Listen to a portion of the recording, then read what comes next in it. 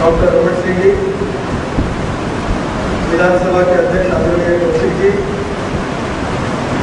यहाँ उपस्थित मंत्री आदरणीय अनिल कुमार अग्रवाल जी, मोहल्ले जी, राम विचार नेता जी, जिस विभाग ने ये बहुत निर्माण के अवसर पर छत्तीसगढ़ की सरकार को, माननीय मुख्यमंत्री जी को और ट्राइबल मिनिस्टर श्री केदार कश्यप जी को बहुत बहुत धन्यवाद देता हूं और उनका अभिनंदन करता हूं।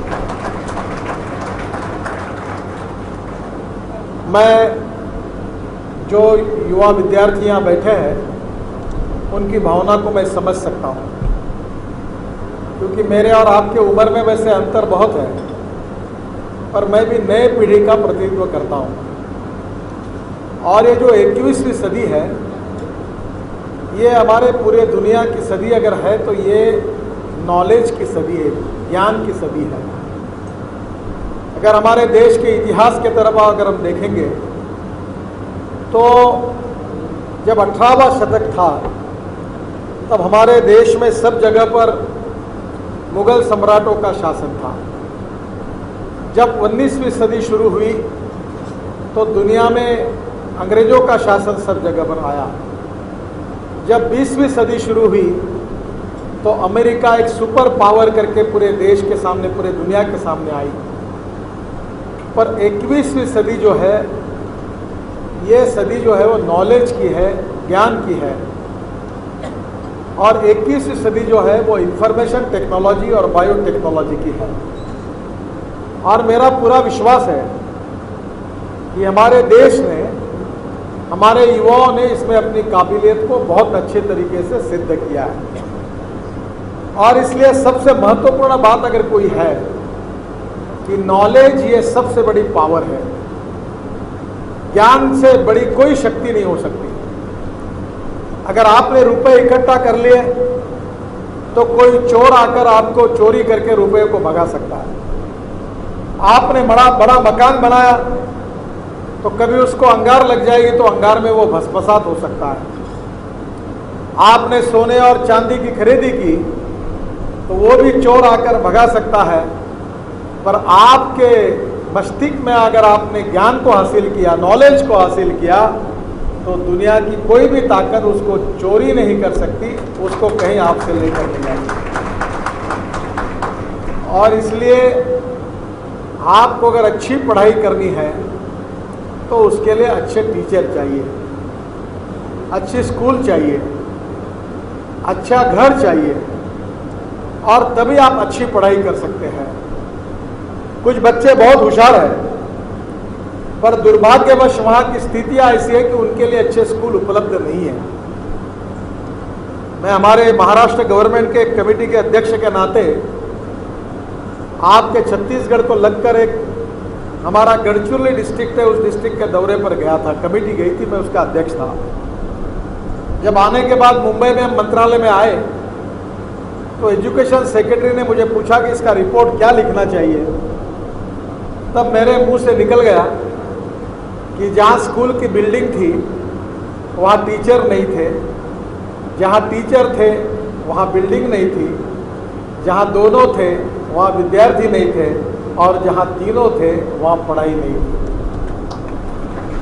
पर आप कितने नसीबवान हैं कि आपके गांव में अगर आपको अच्छी शिक्षा नहीं मिल सकती, आप IAS, IFS, IIT में जाने की काबिलियत रखते हैं, तो हमारी सरकार ने आपकी इस गुणवत्ता को विकसित करने के लिए, आपको अच्छा ट्रेनिंग मिले, अच्छी शिक्षा मिले, इसकी व्यवस्था की है। मैं भी आपको निश्चित रूप से बताना चाहता हूँ, विश्वास के साथ, मैं मास्टर ऑफ बिजनेस मैनेजमेंट मैंने किया है, इसलिए मैं आपको विश्वास के साथ बता रहा हूँ कि ये जो अनुभव है, ये जो ज्ञान है, जो हमारे प्रशिक्षण से मिलता है, वो जितना अच्छा ट्रेनिंग आपको मिलेगा, जितना अच्छा प्रशिक्षण मिलेगा, उतनी ऊंचाई आपके व्यक्तित्व को मिलेगी। हमारे यहाँ सब जगह अच्छे लोगों की जरूरत है, नहीं तो मैं, आप विद्यार्थी है करके आपको एक अच्छी बात बताऊंगा। एक बार 3 विद्यार्थी थे जो मेरिट में आया वो IAS ऑफिसर हो गया, जो फर्स्ट क्लास में पास हुआ वो चीफ इंजीनियर हुआ, और जो 3 बार फेल हो गया वो कैबिनेट मंत्री बना। पर इनमें बैठे हुए मंत्री ऐसे कोई नहीं है। तो हमारे सरकार को भी चलाने के लिए हमको अच्छा नेतृत्व चाहिए। केवल IAS, IFS और पुलिस ऑफिसर बनकर नहीं चलेगा। We need all type of dynamic leadership with potentials in all field of the society. समाज के सभी क्षेत्र में हमको अच्छे टैलेंटेड लोग चाहिए, तभी देश का विकास हो सकता है। और मैं आपको एक मंत्र बताना चाहता हूं कि no one is perfect and no one can claim that he is perfect. उत्तम, अधिक उत्तम, सर्वोत्तम अप टू इंफिनिटी।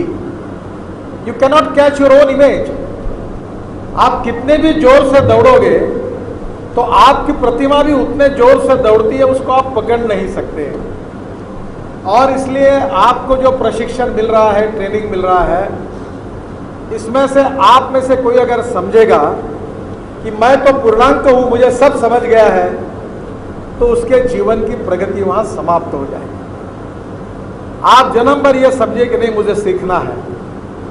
ज्ञान का क्षेत्र इतना अफाट है कि आप कितना भी जाओगे तो भी मुझे नहीं लगता कि हम लोग उसको पूरी तरह समझ पाएंगे। इसलिए जीवन में हम विद्यार्थी हैं। अगर मैथमेटिक्स की भाषा में अगर कहा जाए तो हम में से कोई पूर्णांक नहीं है, हम सब अपूर्णांक हैं। और अपूर्णांक है अगर ऐसी समझ रखोगे तो सीखने में मजा आएगी। और दूसरी एक महत्वपूर्ण बात मैं आपको बताना चाहता हूं, ये चाहे हमारा सर्विस सेक्टर रहे, चाहे राजनीति रहे, चाहे बिजनेस रहे, सब जगह एक बात अब निश्चित हुई है कि if you deserve for it you will get it. आप में अगर क्षमता होगी तो आपको जितनी क्षमता होगी उतना पुरस्कार मिलेगा। आप में से बहुत से लड़कों ने फिजिक्स पढ़ा होगा, और फिजिक्स में एक आर्किमिडीज का प्रिंसिपल है। वो प्रिंसिपल यह है कि जब कोई भी चीज पानी में डुबाते हैं तो उसका जितना वजन रहता है उतना पानी ऊपर आता है। आप याद रखिए कि जीवन की सभी परीक्षा पास होने के बाद अगर आप में गुणवत्ता है, आप में कर्तृत्व है, तो आप यू कैन मेक मिरेकल्स, आप चमत्कार कर सकते हैं। और वो चमत्कार करने के लिए आप में इनहेरेंट एबिलिटी है। आप में से बहुत से लड़के जीनियस हैं, जो मुझे डॉक्टर साहब बता रहे थे कि आप बस्तर जिले में बहुत अच्छे, क्योंकि मैं जानता हूं, मैं गढ़चिरौली जिले में ज़्यादा काम करता हूं, और अभी भी वहां में 400 एकल विद्यालय हमारी संस्था चलाती, मैं उसका अध्यक्ष हूं, और वहां भी नक्सलाइट एरिया है। और आपके यहाँ क्या प्रश्न है और वहाँ क्या प्रश्न है मैं जानता हूँ।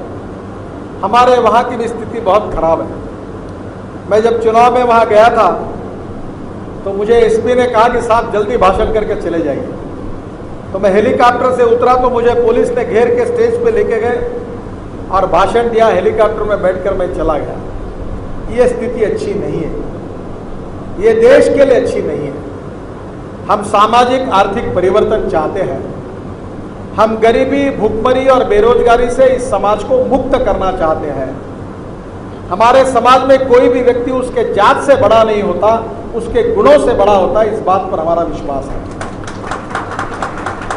जो पिछड़े हुए हैं, जो सामाजिक, आर्थिक, शैक्षणिक दृष्टि से जिनको अच्छे अवसर नहीं मिले, इसके कारण जो पीछे है, उनको समाज की पहले पंक्ति में लाना ये कल्याणकारी राजा का प्रथम कर्तव्य है। जो सबसे शोषित है, पीड़ित है, दलित है, सोशली, इकोनॉमिकली, एजुकेशनली बैकवर्ड है, उस समाज के आखिरी व्यक्ति को समाज के पहली पंक्ति में लाना यह कल्याणकारी स्टेट में राजा का पहला कर्तव्य है। मैं डॉक्टर रमन सिंह जी को हृदय से धन्यवाद देना चाहता हूँ, क्योंकि मैं भी एक संवेदनशील सामाजिक कार्यकर्ता हूँ। और इसलिए मैं जब भी मुझे लगता है तब लगता है कि गरीबों का क्या होगा। आपने ऐसे बच्चों को यहाँ लाया है कि जिनके माँ बाप अनपढ़ हैं, वो अच्छी पढ़ाई उनको देने की उनकी आर्थिक स्थिति नहीं है। सोशली, इकोनॉमिकली, एजुकेशनली जो बैकवर्ड है, और उनके सही में गार्डियन आप बने, और आपने ये अवसर इन सब लड़कों को दिया है। मुझे पता नहीं कि ये कितनी बड़ी घटना है, ये कितने लोग इसको समझ सकेंगे। मैं और एक प्रार्थना मुख्यमंत्री महोदय से करूंगा कि अभी आपने नए डिस्ट्रिक्ट्स बनाए हैं, एजुकेशन इंस्टीट्यूशंस बड़े प्रमाण पर ट्राइबल सेक्टर में नहीं है, पर डिस्ट्रिक्ट लेवल पर अच्छे अच्छे इंजीनियरिंग कॉलेज आए, पॉलिटेक्निक कॉलेज आए, ITI आई। We need diversification of education towards professional and technical education. हमारे देश की जरूरत है कि व्यवसाय विमुख तांत्रिक शिक्षण, गांव का जो गांव गरीब मजदूर किसान का बेटा है उसको मिलना ये देश की आवश्यकता है, क्योंकि 21वीं सदी ये इंफॉर्मेशन टेक्नोलॉजी और बायोटेक्नोलॉजी की है। और इसमें एक बात का अध्ययन करते हुए मेरे ध्यान में बात आई कि डिस्ट्रिक्ट लेवल पर पॉलिटेक्निक कॉलेज है, इंजीनियरिंग कॉलेज है, पर वहाँ जो गरीब बच्चे आते हैं उनको रहने के लिए हॉस्टल की फैसिलिटीज़ नहीं है। सब्सिडाइज करके 100 रुपये महीने में, 50 रुपये महीने में, ये हॉस्टल तो बहुत अच्छा है, बहुत अच्छा बना है, पर इतना अच्छा नहीं होगा तो भी कम से कम बच्चे अगर उसमें रह सकते हैं, अच्छे अगर हॉस्टल फैसिलिटीज हो जाएगी तो रायपुर में, बिलासपुर में, ध्रुव में या बड़े डिस्ट्रिक्ट में जहाँ अच्छे एजुकेशन इंस्टीट्यूशन है, वहाँ अगर बच्चों को पढ़ने के लिए एडमिशन लेकर पढ़ने का भी मौका लार्ज स्केल पर मिलता है, तो ये जो पिछड़े हुए हमारे ट्राइबल भाई बहनें हैं उनके बच्चों के लिए एक बहुत बड़ा अवसर होगा। देखिए, सरकार ने आपको अवसर दिया है, अब अवसर का उपयोग आपको करना है। अंग्रेजी में एक कहावत है जिसको मैं अक्सर बहुत इससे उसको यूज करते रहता हूँ कि there are some people who convert opportunities into the problems and there are some people who converts problems into opportunities. आप समस्याग्रस्त है, अड़चन है, समस्या आपके कारण आपने बहुत देखी है, पर सरकार ने आपको अवसर दिया है और इसलिए समस्याओं का रूपांतर अवसरों में करिए, और वो अवसर में आप जरूर कर सकते हैं। कहीं आपको मौका मिलेगा तो एक अंग्रेजी में किताब अभी आई है, जरूर उसको पढ़िए, स्टारबक्स, उनकी ऑटोबायोग्राफी है।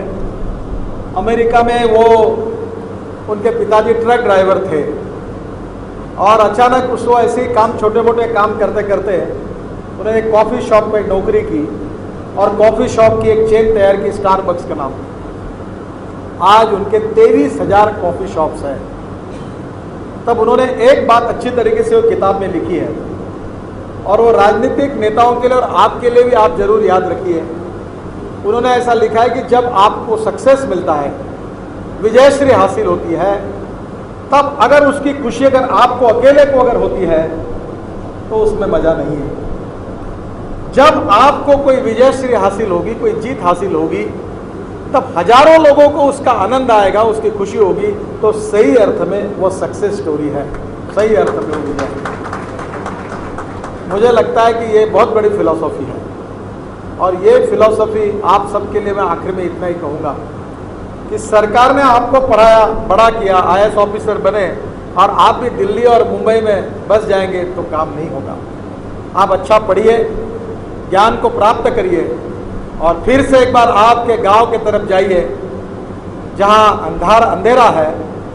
वो गीत याद करिए कि चलो जलाए दीप वहां जहां अभी भी अंधेरा है। उन समाज के भाई और बहनों तक ये जो आप पढ़े लिखे, जो ज्ञान आपको हासिल हुआ है, जो नॉलेज पावर आपके पास आई हुई है, इसका उपयोग करके आपके जो लाखों करोड़ों भाई बहनें जो है, जो अनपढ़ है, अशिक्षित है, अज्ञानी है, सोशली, इकोनॉमिकली, एजुकेशनली और कल्चरली बैकवर्ड है, उन लोगों के जीवन में हम लोग कैसे प्रकाश तैयार निर्माण कर सकते हैं, इसको जरूर सोचिए। आज सरकार ने आपको प्रकाश दिखाया, आपके जीवन का मार्ग दिखाया, आपकी सक्सेस स्टोरी बनेगी। आप परीक्षा में अच्छी तरह से पास होंगे, IAS ऑफिसर बनेंगे, IPS बनेंगे, IFS बनेंगे, IIT पास करेंगे, पर यह जीवन की आखिरी परीक्षा नहीं है। ये परीक्षा पास करने के बाद में भी जब आप आपके गांव में जो अंधेरे में रहने वाले अपने परिवार के लाखों लोग हैं, उनके जीवन में प्रकाश देने के लिए आप कोशिश करोगे, तो that will be your ultimate examination. और सक्सेस इन दैट एग्जामिनेशन, ये आपका अंतिम सक्सेस है। आप अच्छा पढ़िए, अच्छी तरह से डिग्री हासिल करिए और फिर गांव में जाकर जो हजारों लाखों लोग आज भी अंधेरे में रह रहे हैं उनको फिर से एक बार विकास का मार्ग पथ दिखाकर उनको भी अंधेरे से मुक्त कराने का काम आपके जीवन में आप जरूर करिए। यही मेरी आपसे बहुत बहुत शुभकामनाएं। फिर से एक बार ट्राइबल मिनिस्ट्री को, मुख्यमंत्री जी को बहुत बहुत धन्यवाद। जिस संवेदनशीलता का परिचय देकर आपने अच्छा कार्य किया है, आगे बड़े प्रमाण पर इसको और जोरों से करिए। बहुत बहुत शुभकामनाएं।